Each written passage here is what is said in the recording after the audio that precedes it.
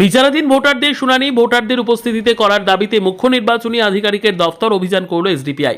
বিচারাধীন under adjudication ভোটারদের সমস্যা সমাধানের দাবিতে social Democratic party of India বা এসডিপিআই বুধবার কলকাতায় বিক্ষোভ মিছিল ও দফতর অভিযান কর্মসূচি পালন করে।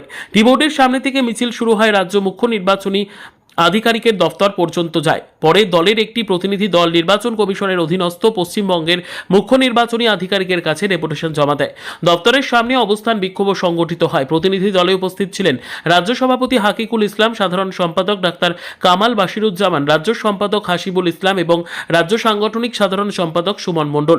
দলের দাবি, রাজ্যের প্রায় 60 লক্ষ ভোটারকে আন্ডার অ্যাডজুডিকেশন হিসেবে দেখানো হয়েছে, যা গণতান্ত্রিক প্রক্রিয়ার স্বচ্ছতা ও সুষ্ঠু নির্বাচনী ব্যবস্থার পরিপন্থী। এই পরিস্থিতির দ্রুত ও ন্যায্য সমাধান চেয়ে একাধিক দাবি তুলে ধরা হয়।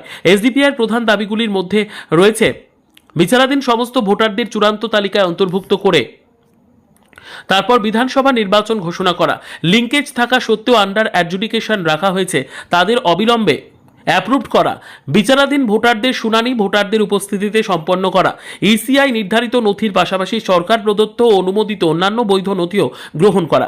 এছাড়াও নামের বানানের সামান্য ভিন্নতা, যেমন এস কে শেখ, শেইখ, শাইখ, কুমার, কেয়ার, মোল্লা, মোল্লাহা, মুখার্জি, মুখোপাধ্যায়, চ্যাটার্জি, চট্টোপাধ্যায় ইত্যাদি, কিংবা বিয়ের পর মহিলাদের পদবি পরিবর্তনের কারণে কাউকে বিচারাধীন রাখা যাবে না বলেও দাবি জানানো হয়। শুধুমাত্র লাস্ট নেমের ভিত্তিতে কাউকে আন্ডার অ্যাডজুডিকেশন হিসেবে চিহ্নিত না করারও দাবি তোলা হয়। 2002 সালের ভোটার তালিকায় নাম থাকা সত্ত্বেও যাদের সংশোধনের কারণে বিচারাধীন রাখা হয়েছে তাদের দ্রুত অনুমোদনের দাবিও জানায় দল। অবস্থান বিক্ষোভে রাজ্য সভাপতি হাকিকুল ইসলাম বলেন, কোনোভাবেই বিচারাধীন ভোটারদের বাদ দিয়ে নির্বাচন করা যাবে না। প্রত্যেক ভোটারের ন্যায্য শুনানি ও অধিকার নিশ্চিত করতে হবে। পাশাপাশি রাজ্য সম্পাদক মাসুদুল ইসলাম হুঁশিয়ারি দিয়ে বলেন, 60 লক্ষ মানুষ ও তাদের পরিবারকে বঞ্চিত করা হলে বৃহত্তর আন্দোলনের পথে হাঁটতে বাধ্য হব। রোহিঙ্গা যদি এদেশে থেকে থাকে তাহলে বিজেপি তাড়াক, তাতে আমার কেন আপনার বা কারো আপত্তি থাকার কথা না। কিন্তু প্রশ্ন হচ্ছে, কেন্দ্র সরকার কার? বর্ডার সিকিউরিটি কার দায়িত্বে?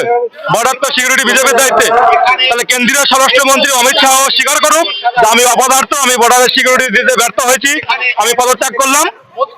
তারপরে বলুক বিজেপি কথা। যাদের দায়িত্ব আছে বর্ডারের পাহারা দেওয়া, তারা এই কথা বলছে, এটা মানায় না। এটা শুধুমাত্র উদ্দেশ্য প্রণীত ভাবে বলছে। এবং আপনারা জানেন যে গত 28 তারিখে যে নির্বাচন কমিশন তার এসআইআর রোল প্রকাশ করেছে, ফাইনাল রোল বলে, তাতে 60 লক্ষ মানুষের নাম আন্ডার অ্যাডজুডিকেশন অর্থাৎ বিচারাধীন। যদি 60 লক্ষ মানুষের নাম বিচারাধীন থাকে তাহলে সেটা ফাইনাল রোল কিভাবে হয়? সেই 60 লক্ষ মানুষের তদন্ত শেষ করে তারপর আপনি রোল প্রকাশ করুন। সেটা নির্বাচন কমিশন করবে না। কেন? নির্বাচন কমিশন নয়, এটা নির্যাতন কমিশন। বিজেপি আরএসএস এর এজেন্ট হয়ে নির্বাচন কমিশন বিজেপিকে আরএসএস কে পশ্চিমবাংলায় ক্ষমতায় আনতে তারা বৈধ ভোটারের নামকে বাদ রেখে তারা এই ধরনের আন্ডার অ্যাডজুডিকেশনে রেখেছে, যাতে এই মানুষগুলোর নাম নির্বাচন চলাকালীন লিস্টে না ওঠে, তারা ভোট দানে করতে না পারে এবং বিজেপি জিতে।